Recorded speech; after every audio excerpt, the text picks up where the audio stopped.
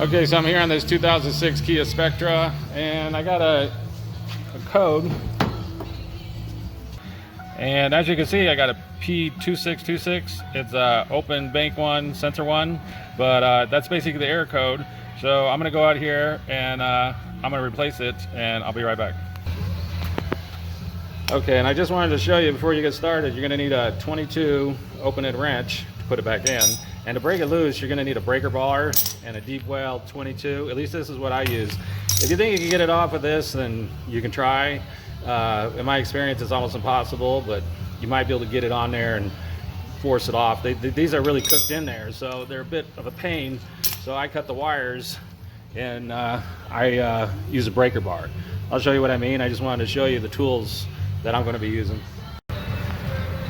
Okay, luckily this is the part right here. This is the O2 sensor. It's right in the front. This is what we're going to have to change. I'm going to have to pull this tin off to get down inside of here and get a wrench on there. And this is the new part. If you want to check it out, I'll put the links in the description. But so next step, pull this tin out and then pop this off. Be right back. Okay, so I got all the little bolts off this plate right here.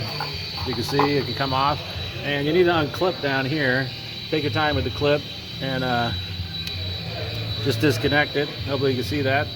And so the next step is to go ahead and take this off. And then I'm going to try to take that off right there. So I'll be right back.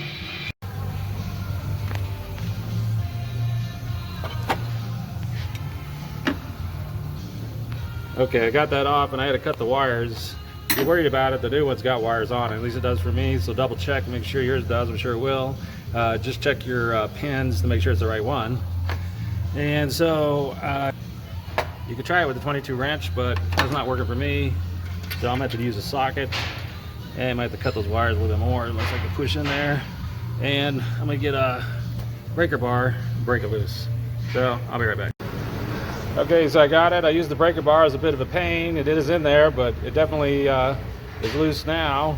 So now I'm just gonna screw it out. I just wanted to show you that I broke it loose. Okay, and there it is. There's the old one. Got it out. See, it's pretty beat up there. Here's the new one. It's got a crush washer on it, so when I put it in, it's just going to go in real tight.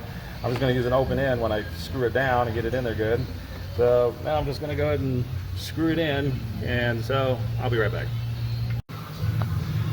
Okay, so I got it in there and I'm tightening it down with the open end on the 22 wrench. It's got the crush washer in there, so you'll feel it when it crushes in there. It'll seal it up real good. And so the next step is to put back on my cover. Put back on this cover, and then I'll have to plug in my wires. So I'll be right back. All right, so I got it all back together. I got all the bolts inside of the heat shield. I got it all tightened there. Don't forget your clip, and make sure your wires are in there good. You know, tighten those up. So I'm gonna go ahead and start it up. And most of the time, these will clear after a little while, or if you drive around. But sometimes they don't. So it's very it depends. If it doesn't clear, I'm gonna use this OBDII scan tool to clear it. And another method, which a lot of people use, is they disconnect the battery for like 5-10 minutes and then plug it back in if it doesn't clear. I'm gonna go ahead and plug in this OBDII scan tool. And if you need a cheap OBDII scan tool, I'll put the links down for what I'm using here. These are really cheap. They're like, you know, under 50 bucks. I think I got this one for like 35. And I'm just gonna go down and erase codes because it's got that P2626 in there. And do I wanna, are you sure you wanna erase codes? So I'm gonna say yes. You can see the engine light's still up there. I'm gonna go ahead and say yes. And there it went, it disappeared.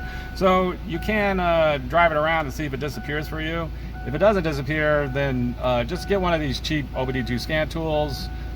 Or like I said, some people, they'll disconnect the battery and wait, and that way it clears the computer. That obviously will reset all your other settings too, like radio and everything. But I have heard people doing that, and it works for them. But either way, that's how to do it. That's how to change out the O2 sensor on a 2006 Kia Spectra. If you have any questions, ask me and below, and I'll try to answer them.